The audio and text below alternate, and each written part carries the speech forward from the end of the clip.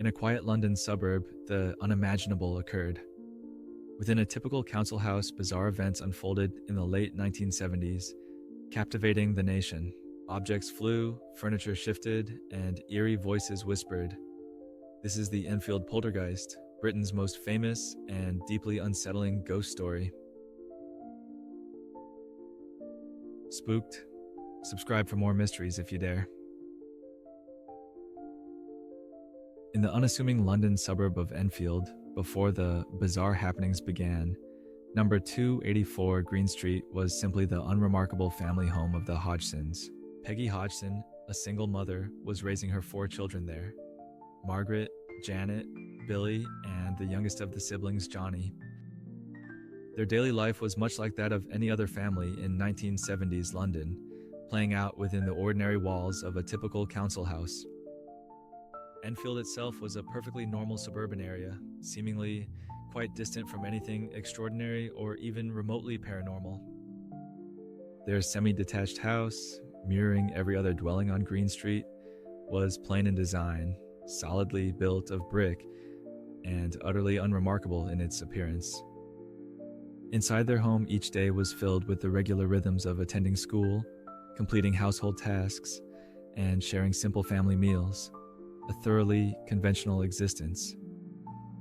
People in the neighborhood recalled them as just another average, everyday family unit, dealing with the common ups and downs of life, entirely unaware of the unsettling notoriety that was soon approaching.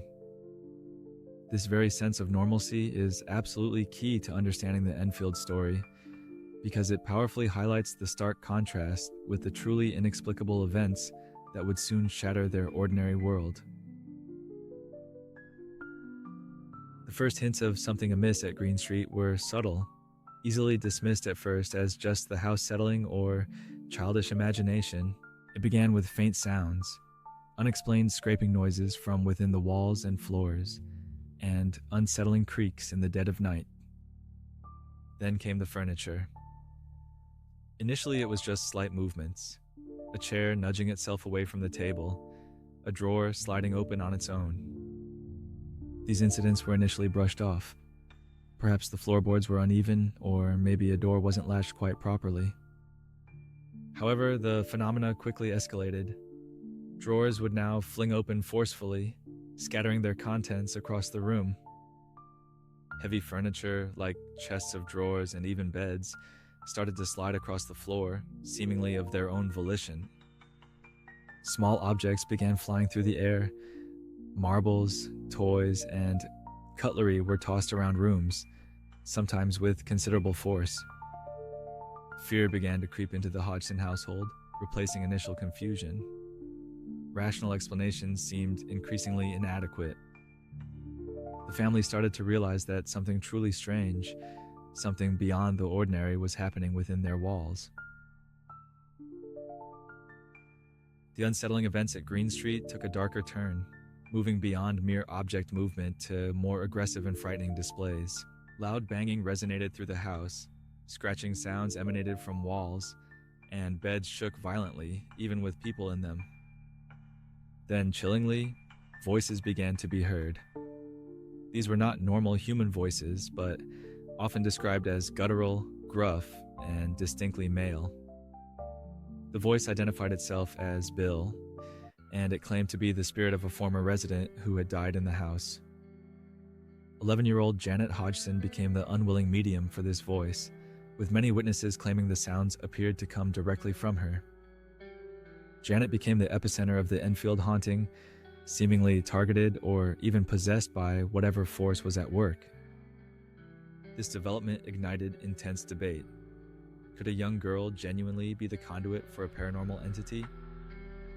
Skeptics quickly suggested ventriloquism or trickery, pointing to Janet's age and the theatrical nature of some events.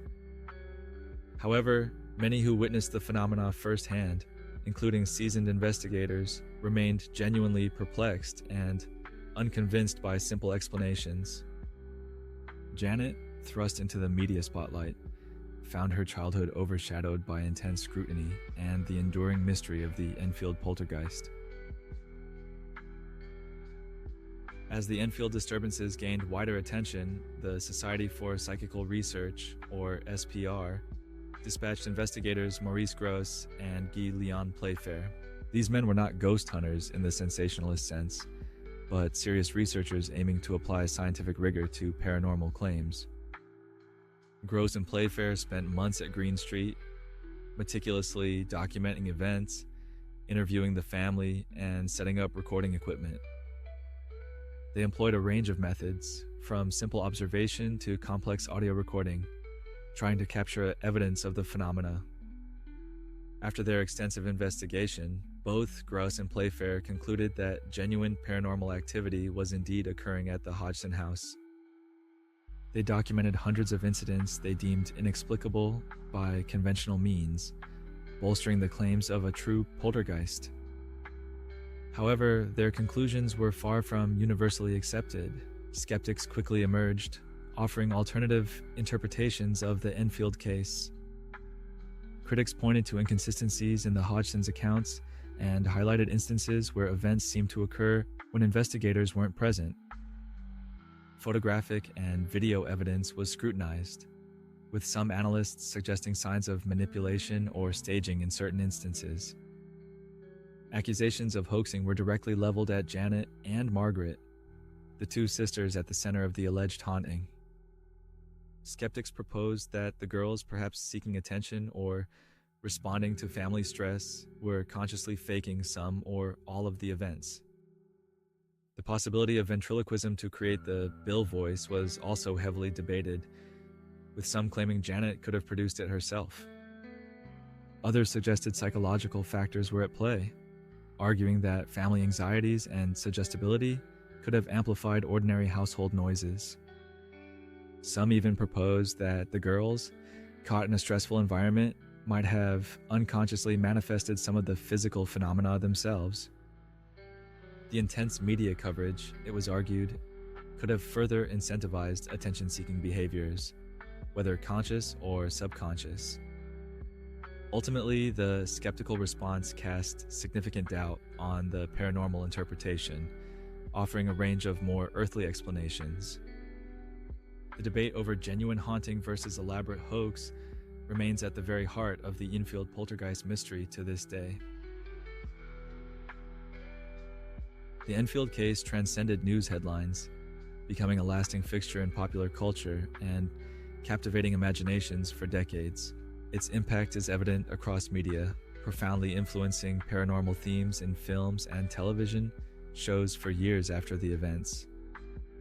The film The Conjuring 2, notably, brought a dramatic portrayal of the Enfield story to a global audience, solidifying its legendary status.